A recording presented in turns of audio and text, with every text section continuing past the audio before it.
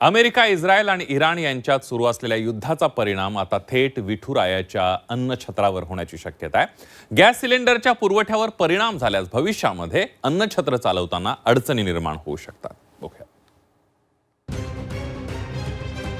पंढरपुरातील विठ्ठल मंदिर म्हणजे देशभरातील लाखो भाविकांचं श्रद्धास्थान।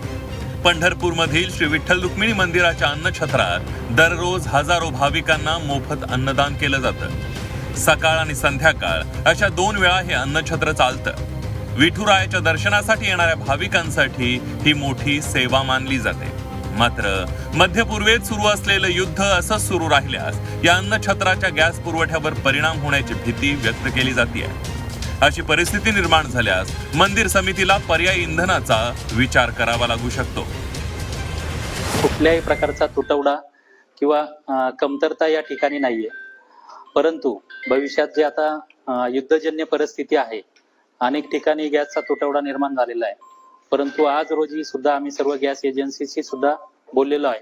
कुठल्याही प्रकारची अडचण सध्या मंदिरे समितीला नाहीये, परंतु भविष्यात जर जाणवली तर काय पर्याय व्यवस्था असते, काय करावी लागेल किंवा मग काही त्यामध्ये कपात करता येईल का, याचा सुद्धा विचार मंदिरे समितीमार्फत सुरू आहे। परंतु सद्यस्थितीत मंदिरे समितीमार्फत सुरू असणारं अन्नछत्र, त्याचप्रमाणे लाडू उत्पादन केंद्राला कुठल्याही प्रकारची अडचण नाही। या अन्नछत्रात दररोज मोठ्या प्रमाणावर स्वयंपाक केला जातो।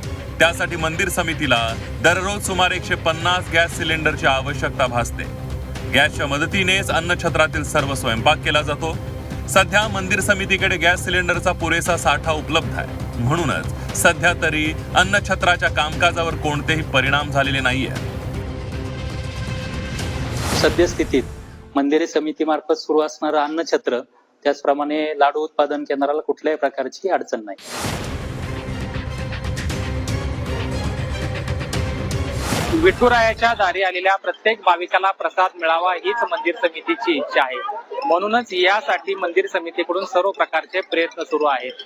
कारण विठुरायाच्या दारात आलेला भाविक हा उपाशी जाऊ नये हीच इथल्या अन्नछत्राची परंपरा आहे। कॅमेरा पर्सन राजू मिसाळसह सचिन कसबे, झी 24 तास, पंढरपूर।